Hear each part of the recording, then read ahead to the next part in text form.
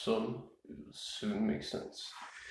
Hey guys, it's Erwin. You're also on Sam Lambert. So today I'm going to talk about velocity fluctuation engineering. So velocity in audio, that's a term used for amplitude.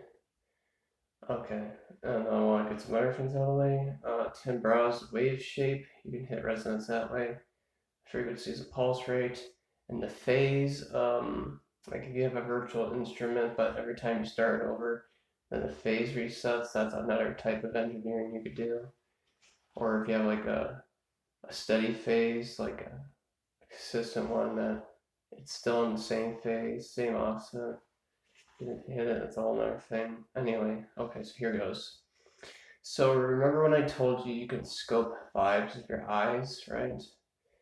And sure, it's not going to be the exact same as touching it because, like, say, if I squeeze my thumb or something, like, if I squeeze my fingers together, it's like this, I'm like, ouch.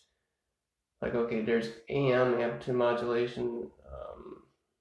You can scope vibes and, like, there's the synchronization points, and you take advantage of that. It's like, yeah, okay, I can feel the vibe, it's reflecting off that. It's like, if I squeeze this, like, ouch, I like to dub that immediate AM. So yeah, okay. So, all right, so fluctuations and velocity engineering, how do you do that? So all objects have their own natural resonance frequency, timbre, whatever. Okay, so let's say you're a metal guitarist who does like video game covers, and let's say your studio has like these different plush toys, and you got this different like electronic gear, right? All right, so how am I gonna explain this? So, like, you know how you like the way certain bathrooms reverberate? So, yeah, so when you're hitting objects with sound, it's gonna bounce off that object at the frequency it's resonating at, right? So what that means is if you have an object that resonates bad and you're throwing sound on it, that will reflect it back to you, and you're gonna feel that, oh damn. And it's the same for good ones. So the louder you have something, the more reach you're gonna have and the more bounce back you're gonna have. So what you could do is, okay, I'll make this note loud. It mostly resonates with this, and it partially resonates with this other stuff in a certain way.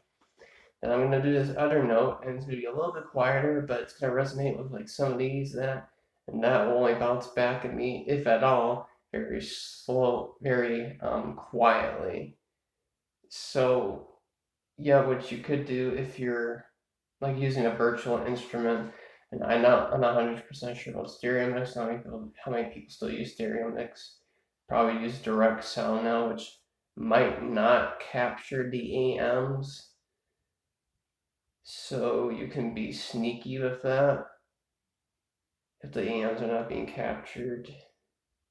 Like if you don't have anything like that's analog, like a coax and the fluctuations are getting into that. If you got like something digital where the fluctuations from outside are not getting into that, you can get pretty sneaky with that.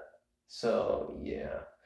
So let's say I play something that resonates at this door, and I play that like at a certain volume that's gonna bounce at me. And I play something that resonates with the drywall here, but I do that like either louder or softer, and it's gonna like bounce off that more, but quite in a way like, yeah, you know what I mean? Like make the drywall come off softer than this, and I can engineer this room, and I can take advantage of full resonance, and I can take advantage of partial resonance, and where in between I want to do that. So yeah, just thought I'd let you know that. And yeah, there you go. Take care. Bye.